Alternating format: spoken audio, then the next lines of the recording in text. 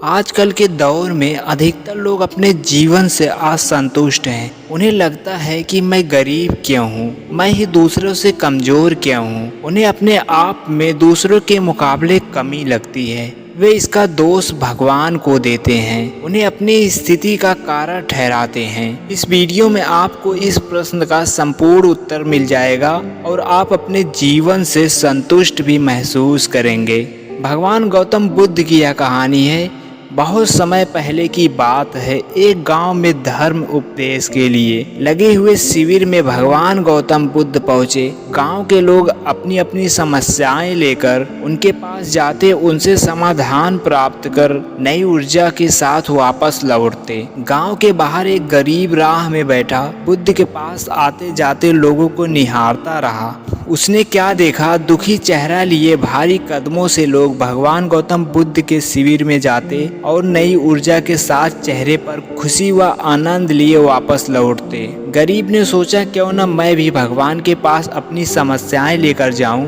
यह सोचकर हिम्मत करके वह भी शिविर की ओर चल देता है। शिविर में एक एक कर क्रमबद्ध तरीके से व्यक्ति को प्रवेश मिलता, इसलिए वह भी अपनी बारी का प्रतीक्षा करने लगा। जो कुछ उसने रास्ते में देखा, अब यहाँ उसे साक्षात देखने को मिल रहा। लोग एक एक कर अपनी समस्याएं बता रहे थे। भगवान गौतम बुद्ध चुपचाप शांत से सबकी समस्याएं सुनते और जवाब देते। उसकी भी बारी आई। उसने भगवान गौतम बुद्ध को प्रणाम किया और बोला, भगवान मैं गरीब क्यों। भगवान गौतम बुद्ध मुस्कुराए और बोले, तुमने कभी किसी को दिया ही नहीं, इसलिए गरीब हो। इस पर वह आश्चर्य से वह भगवान गौतम बुद्ध का मुंह ताकने लगा और बोला, भगवान मेरे पास तो कुछ देने के लिए है ही नहीं। बड़ी मुश्किल से गुजारा हो पाता है और कभी कभी तो भूखे ही सोना पड़ता है। मैं इतना गरीब हूँ। भगवान गौतम बुद्ध शांत भाव से बोले, तुम्हारे पास एक चेहरा है, किसी को भी मुस्कुराहट दे सकते हो। तुम्हारे पास मुंह है, किसी को भी प्रशंसा भरे कुछ शब्द दे सकते हो। जो हाथ तुम्हारे पास है, किसी की भी मदद कर सकते हो। दरअसल जिसके पास ये तीन चीजें हैं, वह भला गरीब कैसे हो सकता है। गरीबी का भाव मन में होता है। मन से यह भ्रम निकाल दो, लोगों को देते जाओ, गरीबी अपने आप दूर हो जाएगी। यह बातें सुनकर उस गरीब का चेहरा दमक उठा। उसे अपने प्रश्न का उत्तर मिल चुका था। अब वह उसके मन से गरीबी का भाव दूर हो गया।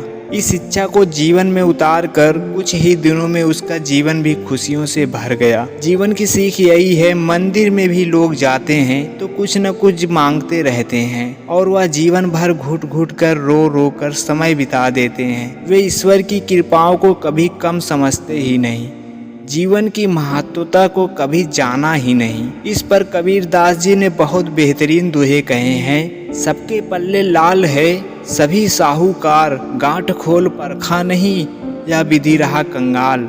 यानी सभी के पास ज्ञान है जो कि ईश्वर की अनमोल देन है, जिसे हम कभी जानने समझने की कोशिश ही नहीं की, इसलिए हम सुख का आनंद नहीं ले पाते। दोस्तों, मनुष्य जीवन का एक अनमोल अवसर है और विधाता की असीम कृपा का तोहफा है। हमारा सर्वप्रथम यह कर्तव्य होता है कि हम उस परम परमेश्वर की इनायतों को समझें, ईश्वर की कृपाओं को जानने की कोशिश करें। और इसका सबसे आसान तरीका है खुद को समझना। हमारा अस्तित्व क्या है, हमारा लक्ष्य क्या है, हमारे अच्छे कर्म क्या है। उपरोक्त सभी बातों को सुनकर आज आप यह पूर्णतः समझ चुके होंगे कि हमारे पास ईश्वर की दी हुई अनमोल तोहफे हैं, जिनसे आज मानव नई नई उपलब्धियों को पा रहा है, असीम ऊंचाइयों को छू रहा है। बस जरूरत है तो सही मार्गदर्शन की, जो कि आज मैं इन वीडियो के माध्यम से आपको पहुंचा रहा हूं। दोस्तों, ये 4 बात आपको जरूर ध्यान में रखना चाहिए। पहली बात, हर रोज अपने एक कमी को दूर करो, चाहे वह गुस्सा हो या फिर नकारात्मक सोच। दूसरी बात, जब भी सोचो तो कुछ अच्छा सोचो। तीसरी बात, अगर कुछ करने का सोचा है तो तब तक उसके पीछे लगे रहो जब तक कि वह काम हो नहीं जाता। चौथी बात, अपना सुझाव और सवाल कमेंट बॉक्स में जरूर लिखिए और वीडियो आपको कैसा लगा लाइक करिए और इस तरह और भी मोटिवेशनल वीडियो के लिए हमारे चैनल को सब्सक्राइब करिए। आपका बहुत बहुत धन्यवाद।